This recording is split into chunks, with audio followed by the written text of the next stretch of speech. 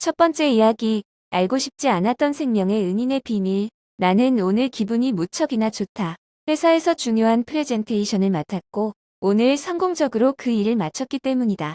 게다가, 부장님으로부터 조만간 승진이 있을 거라는 귀띔도 들었다. 기분이 날아갈 듯 기쁘다. 프레젠테이션이 끝나고 회식 자리, 모두 나를 축하해주고, 다들 기분이 좋아 보인다. 나는 뿌듯해하며, 주위 사람들의 술 권위를 뿌리치지 않고 모두 다 받아냈다. 사실 아까 프레젠테이션이 끝나고 나서부터 머리가 조금 띵하며 아프다.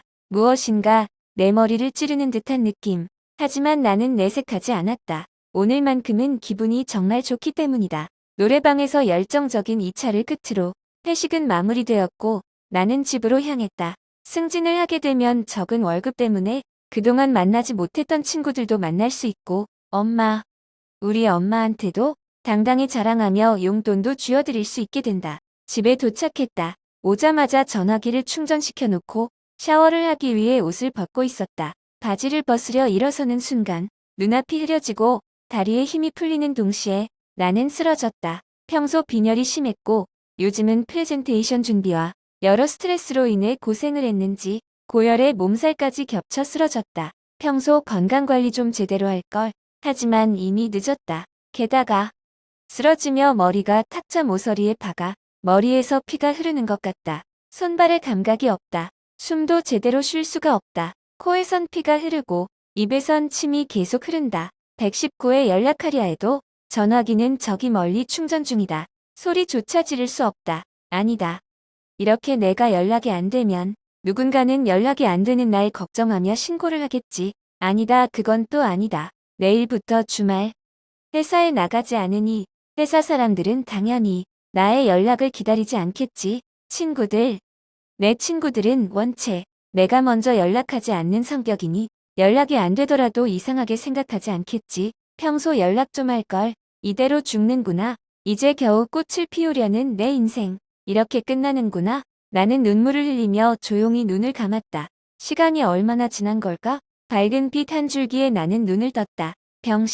나는 병실에 누워 있었다. 몇 분 후 간호사가 들어왔고 나는 어떻게 된 일인지 물었다. 극심한 스트레스와 과도한 피로로 인해 쓰러졌으며 정수리 쪽이 찢어져서 과다출혈로 하마터면 일이 커질 뻔했다고.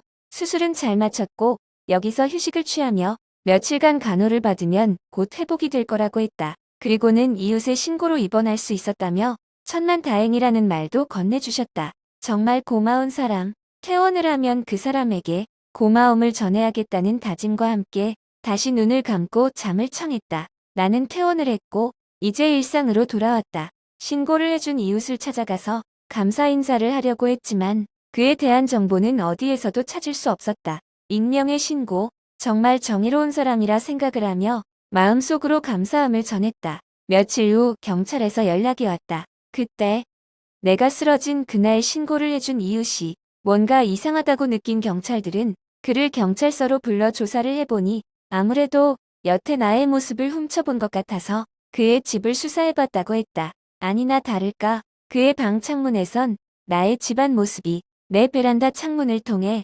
고스란히 다 드러나 있었고 그의 컴퓨터엔 내가 속옷만 입고 있는 사진이 내가 집에서 다이어트 한다며 아이돌 가수의 춤을 따라 추는 모습이 담긴 비디오 등 여러 자료들도 발견되었단 경찰의 말을 들었다. 내가 쓰러진 그날도 그랬던 것이다. 내가 집에 들어와서 불을 켜자마자 바로 방 창문에 달려들어 몰래 숨죽이며 나의 모습을 훔쳐보고 있었던 것이다. 그러다 내가 쓰러지자 몇 분 동안의 고민 후 신고를 하게 되었다고 자백했다. 그를 나름 나의 제2의 인생을 살게 해준 생명의 은인이라 생각하며 그에 대한 고마운 마음을 떠올리며 살았는데 이게 무슨 날벼락인가? 그래도 아마 그 사람이 아니었다면 지금쯤 나는 이 세상 사람이 아니었을 수도 있다. 머릿속이 복잡하다. 두 번째 이야기, 주차장에서 만났던 남자아이 귀신썰. 3년 정도 전의 일이다. 자동차로 여행을 떠났다 돌아오는 길에 어느 패밀리 레스토랑에 들렸다. 피곤해서 조금이라도 빨리 쉬고 싶은 마음에 평소라면 잘 안 하는 전면 주차로 차를 댔다. 식사를 한 뒤 패밀리 레스토랑을 떠나려고 차에 타서 시동을 건다. 기어를 후진으로 놓자 갑자기 삑삑거리는 경고음이 울리더니 후면 카메라 모니터가 켜진다. 거기에는 작은 산의 아이가 비치고 있었다. 아이는 주저앉은 채 땅에 무언가를 쓰고 있는 듯했다. 하지만 테일 라이트가 들어왔음에도 불구하고 차에는 신경도 쓰지 않는 것 같았다. 벌써 새벽인데다 주변에 집도 많아서 클렉션을 울리기에는 신경이 쓰였다. 어쩔 수 없이 나는 기어를 중립으로 돌리고 차에서 내려 차 뒤로 갔다. 하지만 아무도 없었다. 내가 내리는 걸 보고 장난치려 도망친 건가 싶어 차 주변을 한 바퀴 빙 돌았지만 아무도 없었다. 혹여나 싶어 차 아래까지 들여다봤지만 거기도 없었다. 그때까지만 해도 다른 차 뒤로 숨었나 그런 생각뿐이었다. 그래서 나는 다시 차에 올라 기어를 후진으로 넣었다. 그리고 아까와 완전히 똑같은 일이 반복되었다. 차 안에는 삑삑거리는 경고음이 울려 퍼지고 모니터에는 아이가 비친다. 조금 당황했지만 장난꾸러기 아이에게 조금 짜증이 났다. 그래서 나는 재빨리 기어를 중립으로 돌리고 차 밖으로 뛰쳐나왔다. 하지만 아무도 없다. 그제야 나는 그 아이가 혹시 인간이 아닌 게 아닐까 하는 의심이 들기 시작했다. 잘 생각해보면 이런 새벽에 부모도 안 보이는데 저런 꼬마아이가 패밀리 레스토랑 주차장에 있는 것도 기이하다. 결국 레스토랑 직원에게 차 밖에서 뒤를 좀 봐달라고 부탁하고 기어를 후진으로 넣었다. 다시 경고음이 울리고 아이의 모습이 비친다. 하지만 직원은 아무것도 없으니까 후진하라고 소리를 친다. 한동안 망설이다가 나는 큰맘 먹고 후진을 시작했다. 차마 모니터를 보고 있을 자신이 없어서 눈을 질끈 감고 차가 지나간 순간 그 아이가 어떻게 되었는지는 나도 모른다.